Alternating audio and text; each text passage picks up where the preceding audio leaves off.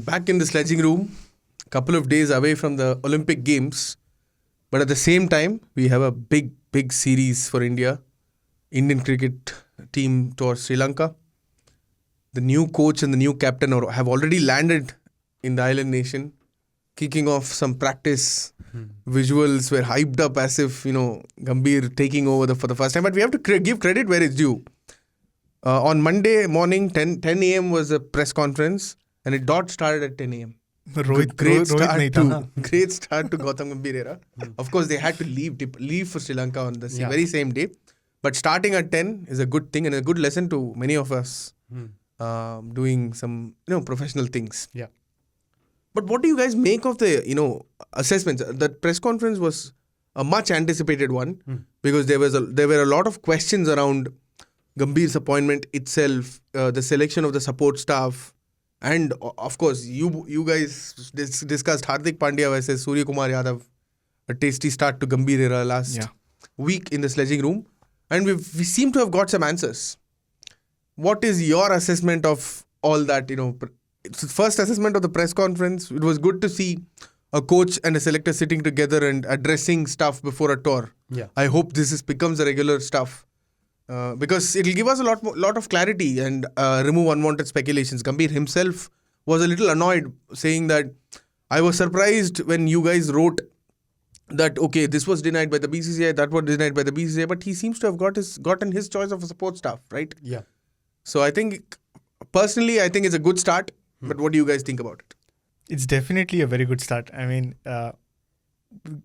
that time when we had random squad selections and nobody was there to clarify anything at all about what's going on in the Indian team.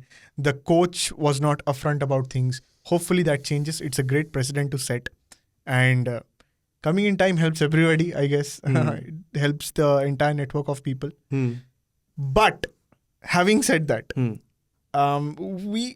we probably expected a little more honesty from Gambhir because that's what we thought we would get, tongue-in-cheek, off the sleeve and whatnot. But the logic looked a little bit... But where did you think he lacked honesty? So I think my main point about this whole squad selection was Hardik Pandya's removal from the leadership group.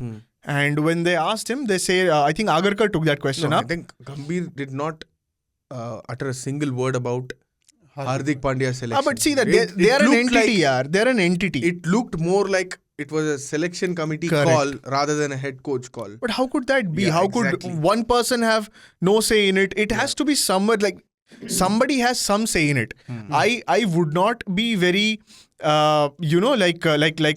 surprised if there are players also who had say in that call. Who went and confided to Rohit, probably Gambhir, probably Agarkar later on, said that, listen, we think we want to play under Surya and not Hardik. Not in as many direct words, but probably something like that. But if you have removed Hardik and that is based on Surya's excellence as captain and the relationship with the rest of the players, say it. Don't say ki injury tha. That is not there, right? Suryakumar Yadav. I think he had one series as captain and two series. Two series. One both of them. One both of them. But is that a real big sample size that you can take at the end of the day? Yeah. And Suryakumar Yadav at 33 is he the long-term choice? Now, when you are removing somebody, like for example, someone like Rohit Sharma is moving out. Okay, now your thing is like you want somebody to be in the long-term discussion of things. But is Suryakumar Yadav the long-term call? Yes, he's a fantastic T20I player. But even when it comes to the injury concerns as well, Surya was struggling throughout the IPL with injuries. He was just coming out of surgery. Yeah. He had a sports hernia and he had a lot of issues. So how can he be trusted as well? So I agree with what Kingshuk is saying, that honesty, yes, there were a lot of points where, he was upfront, he was honest with his things. The discussion of Kohli and his relation, that was upfront. That I felt was very upfront. But when it comes to the Hardik Pandya thing, I am pretty sure this fitness is not the reason why he's being kicked. No, name me one series where he was not fit. Name me one series from that 2022. No. From that 2022 Rohit and Virat going out, essentially ideally out of the T20 side. Name me one series where he was not fit, Afghanistan not series, injured, that was the not major point injured, of not injured, Not injured from the World fit. Cup. Tell me where there was a back spasm, where there was strain. That is the point of contention, But right? You anybody don't have to be. Surya was also injured in that That series. is Yes, exactly exactly. what the team management is arguing, that they had zeroed in on Hardik Pandya. From what Agarkar said, it made me feel like this, that they said, okay, Rohit was thankfully available to come back. Had Hardik been fit for the Afghanistan series, would they have continued with him as the captain for the T20 World Cup? No. That itself is a contradicting statement. Yeah. When Agarkar says, okay, we don't want such a situation in the future.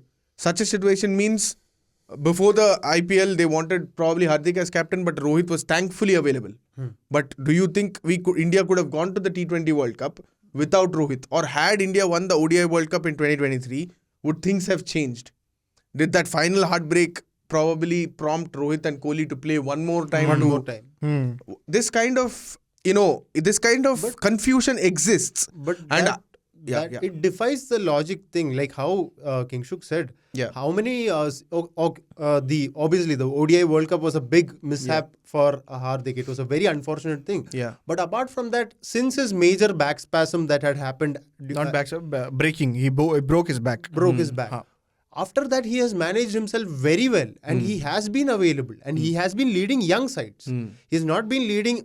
I get the fact that he has not led big names, The full side, but he has led young players who are essentially making their debuts, and he has led them well. Yeah. Which makes me believe that this does not come down to fitness. This is down to the fact that he could not manage probably a big team with big names like Mumbai Indians, and he's falling prey to the whole thing. Because Surya also, like I said, yes, he managed a young Indian team in South Africa. He managed a young Indian team against Australia right after the World Cup.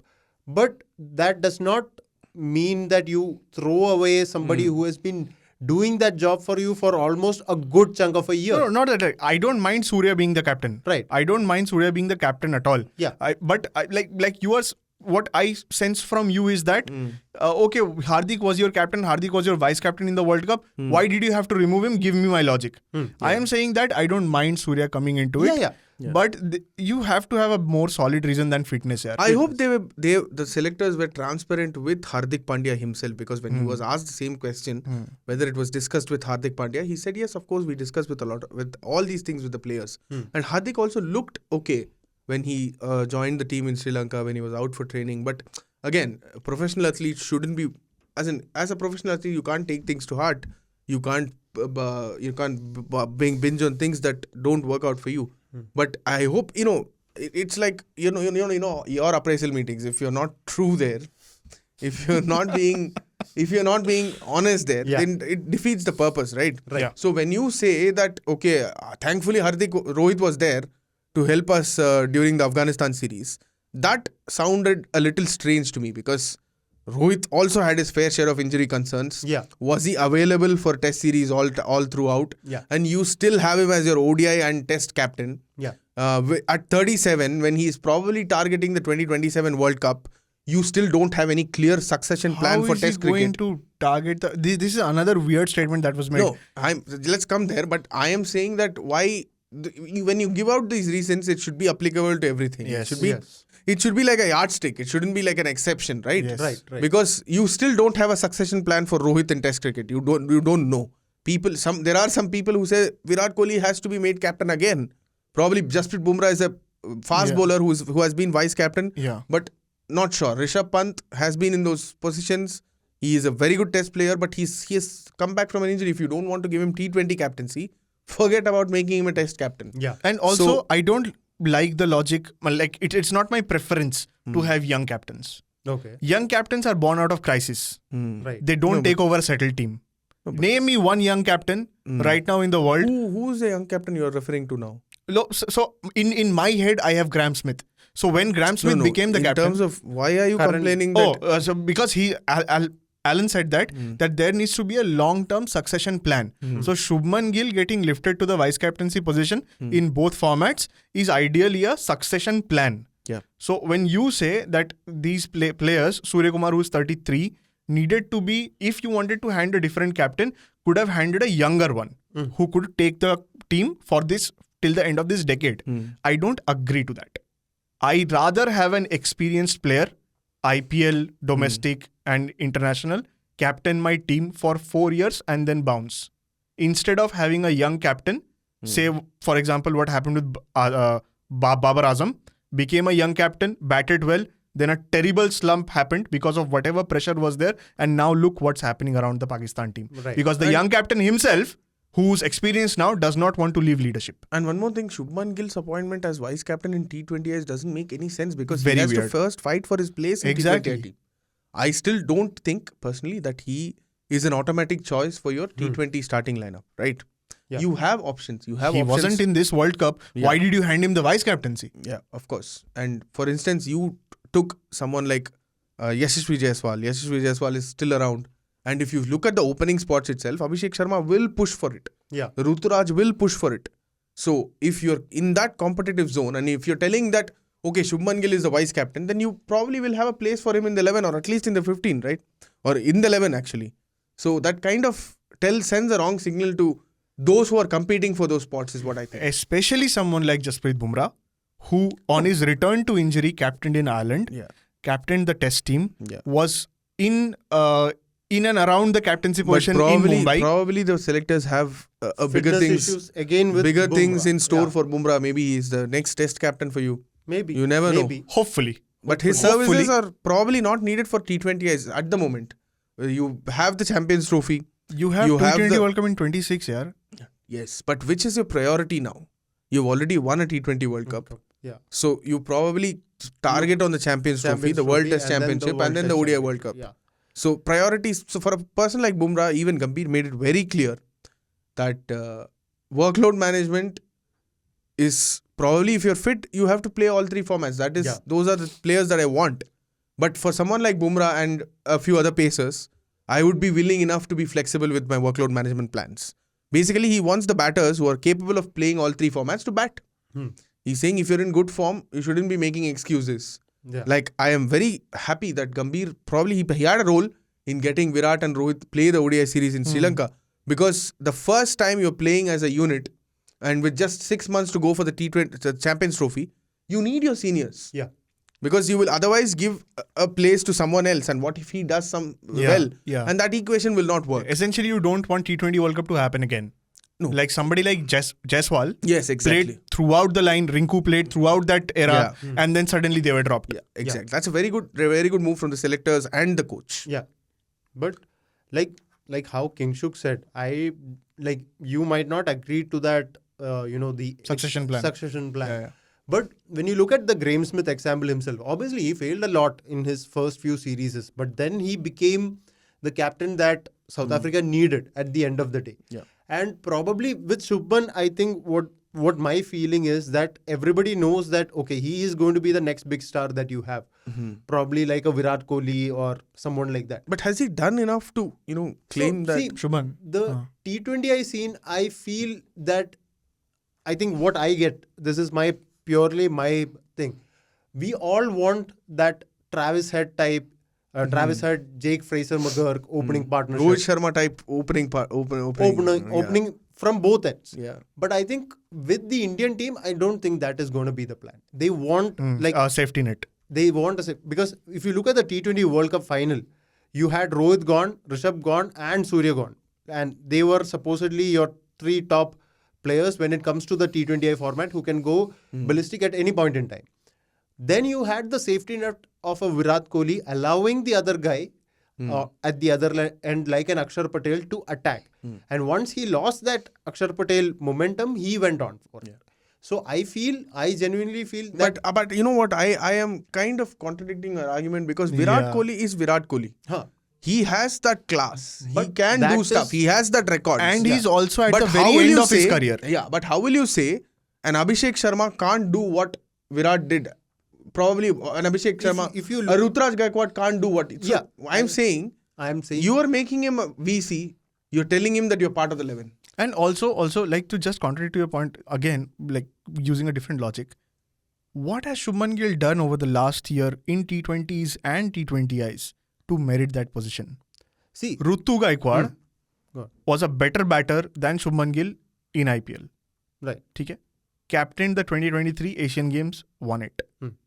Are you telling me that you can just hand it to Shubman Gill based on the fact that you think he will take over the Indian side one day, 3-4 years down the line? I think, see, that is where I'm saying, whatever you are saying right now, saying that, okay, what you said about Abhishek Sharma holds true.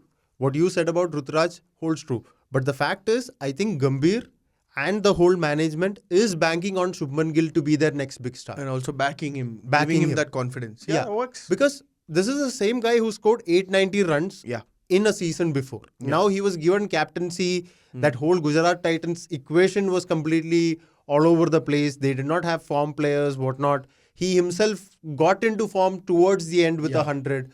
So they are just going to back him. They know that this guy is going to be our next big.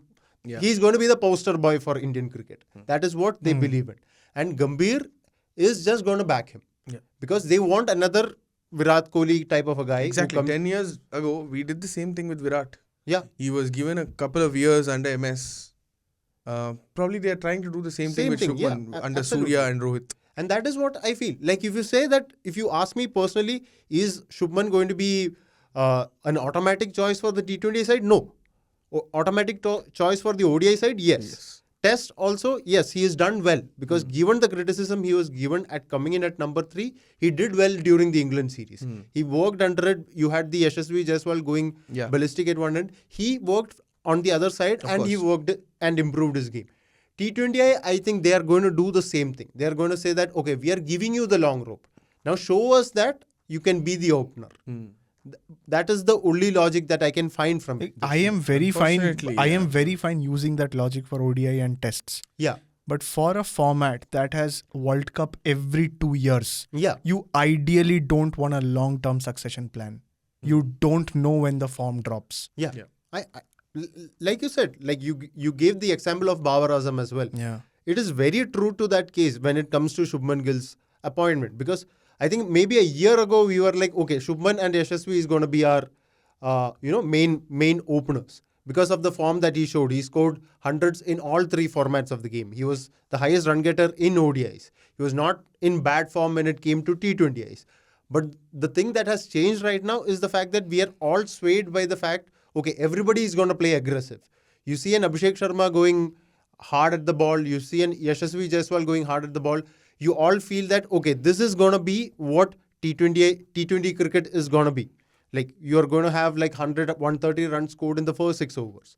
That is how the game is going to be. But I don't think the team management is viewing the game like that. Probably, I think the T20I World Cup kind of showed that, okay, there are certain areas where you can go like that, but most of the cases, it is not going to happen. So they don't want us to be, I think the backlash comes from that as well. Everybody is being swayed by what happened in the answer to answer both of your questions here.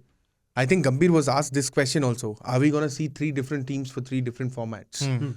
I expected a little more a bold answer on that because again, what mistake that I think Rahul Dravid also had this issue that he saw T20 differently in the lead up to the T20 World Cup 2024, but he had the opportunity to do that previously also. Gambhir saying that if you're a good enough batter, you play all 3 formats. I don't think that's the way it works. For instance, take Shubman Gill's example. He's a very good test batter. He's a very good ODI batter. But I think his place can be taken by someone else in T20 cricket. No, take Suryakumar Yadav's example. Yeah. Gambhir was categorically straightforward said there. that, I think Ajit Agarkar was. T20 as hell. Yeah. Don't ask me about what the previous selection panel did. I don't care. Yeah. Suryakumar But I T20 think- fixed. Yeah, but I think after a couple of series, I think we are being a little too judgmental and about this squad selection. But I think after a couple of series, we'll see slowly people having some format specific. Of course, you need someone like Virat and Rohit of that era to play all 3 formats. I think that's where Gambhir is coming in and identifying a couple of them. But I still think that you need to have probably 2.5 different teams for 3 different formats. Yeah. Test cricket is an absolutely different format because we don't speak about Ashwin, we don't speak about Shami. Probably Test cricket, he'll be focusing on Test cricket from now on. I'm not sure, but yes, we need to have a different person. But what do you guys make of that statement? 2027, Virat and Rohit. Like, yeah, today, as in like Chris Srikanth in his YouTube show kind of questioned why Gambhir has taken a U-turn. But I didn't see Gambhir saying that, okay, I will not have them in my plans. Gambhir was always, I think all these reports and all that kind of gave an impression that Gambhir was not in favor of having them. But he kind of made it clear in the press meet that if they are fit. He made a very, very big rider. If they are fit, they probably can continue till 2027. What do you guys make of it? A lot of bollocks, isn't it? But why? That is a... See, Okay. Again, Virat is 35 now.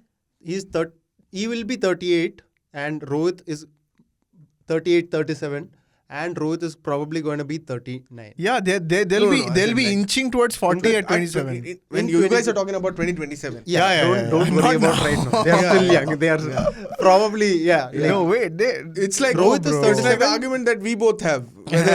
Who Who joined Mahatma Gandhi for the Salt March? So Kohli is 35. Yeah, of course. 35. Yeah, that's what I said. Kohli is I was 35, he'll be thinking, 39. Yeah. 37. No, yeah. So, I think... But again, why? For me, I guess it's all about... It's not like...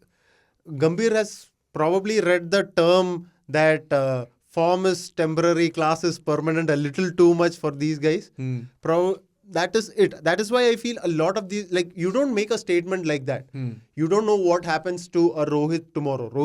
We did not expect Rohit to go out of T20Is. We did not expect Kohli to go out of T20Is. Yeah. They just went off and they said, yeah, we won the title, so we are now leaving. By now. Yeah, Rohit himself showed the this gesture. He's like, okay, signing off, whatever. But yeah, I think Gambhir is sticking to the fact that he feels that these guys are big name players who can always be there, provided they are fit. So I think obviously Kohli will push for it. I think Kohli wants to win the ODI World Cup once more. Rohit, I am not sure because of his age and how his fitness has been. He has struggled with fitness over the past. He has managed to keep himself fit, given that he takes a lot of breaks during certain series. He does take a lot of breaks. Now, if that thing is changing and where Gambhir wants them to be, kind of permanent fixtures in the ODI team, I don't think it does like logically happen. But then, yeah, I mean, these two guys have defied logic for a long period of time. But I think there's only 3 years. Like there's only 3 years, and these guys are playing only 2 formats now. So there is a chance. Let's not rule them out. Gambhir is a very big U-turn merchant. Very big U-turn merchant. Yeah. Explain how. I think he was working for some organization just before the World Cup, and he said that it's an Indian team. You don't need foreign coaches, etc., etc. Rahint and Descartes has been confirmed. Those are people who he is comfortable with. Then why did you make that statement before? Were you not comfortable with the other guys? Probably. Head coach. No, he said staff completely. No. And I think it is head coach. Nothing. This misrepresentation of facts is not acceptable. Nothing. Don't lie to me. I personally believe that if he wants an overseas coach, we have had overseas assistant coaches. I don't have a problem with it. No, but I don't have any problem with it. We have to check this because I don't. Kolkata has my heart. Took away Abhishek Nair from there. Hey, left Kolkata in the mud. There is no heart left in Kolkata right now. Exactly. KKR. So, but that also comes down to the fact that when he came in this season and probably when he saw the structure that was there and the way that he was able to change things to his style, he realized that these are guys I can go to this big project with. Because this is his biggest project till now. Being mentor of LSG and being mentor of KKR is not a big thing. Because it's just for 2 months. And then you're free on your own. You do whatever you want. This is going to be a 9-month project. And when you go into a 9-month project? No, are you suggesting something? Like 3.5 year project.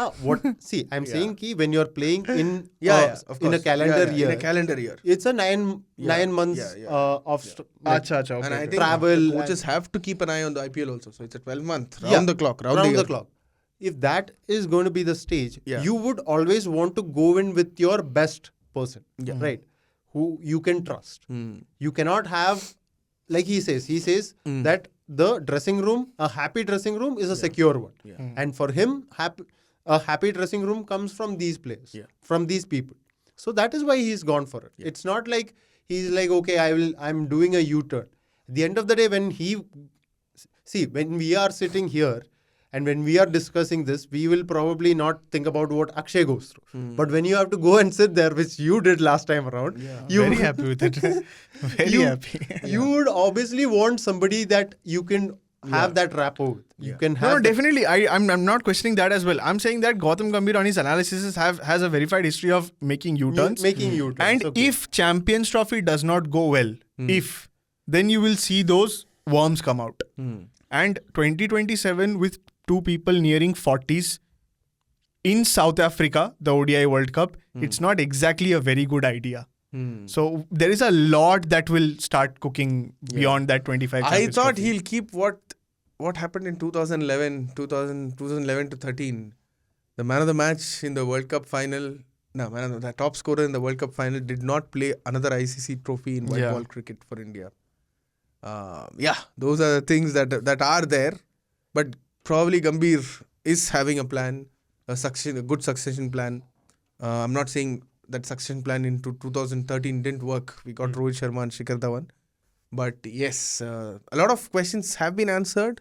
But still, I think over the next couple of series, I think once the home season is over, once we head to the Australia, we'll get to know what kind of... But I just want, one thing, a closure for Gambhir. As in, he was never a bad test player.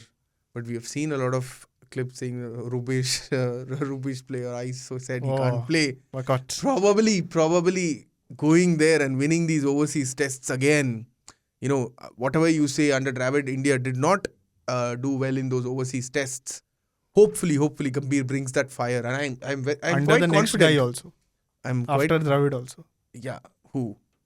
That fellow from Jharkhand.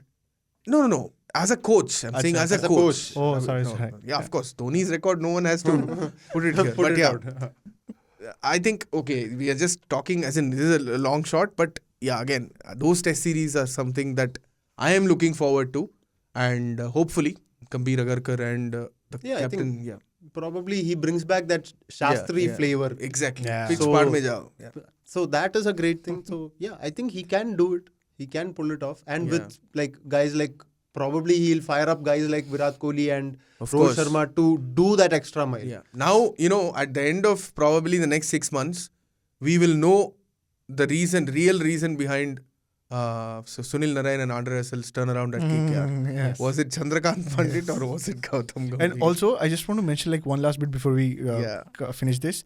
Abhishek Nair's inclusion in the Indian team. That's something that I'm really looking forward to. Yeah. He has been personally responsible for multiple Indian players' turnaround, mentally, physically, and technically as well. Yeah. So And also grooming young people. Yeah. Rohit, Rinku, Dinesh Dinesh Karthik, and grooming a young guy like Angrish Raghuvanshi. Raghuvanshi. Which everybody is excited about the guy. So he knows Indian cricket through and through. Exactly. So we might get a lot of youngsters coming in. And I think Gambhir wanted that also. Of course. Probably in the long-term thing, he wanted a young side and he will probably bring it up. So, great in my opinion. Great. As in, we'll get a few more answers over the next 7-10 days. India playing 3 ODIs, 3 T20Is starting, and then 3 ODIs in Sri Lanka. Sri Lanka have named a strong squad as well. For Sri Lanka too, there's a former opener, a World Cup winner who's taking over as an interim coach though, Sanat Surya, and they also have a new T20I captain. So I think it's time we ask our viewers and listeners to share their thoughts on what this era brings and how did they feel about the statements made about the captaincy change and the appointments of the support staff. Thanks for tuning in. You can send in your feedback on 8588 966 996. You could also email us at pods@indiatoday.com.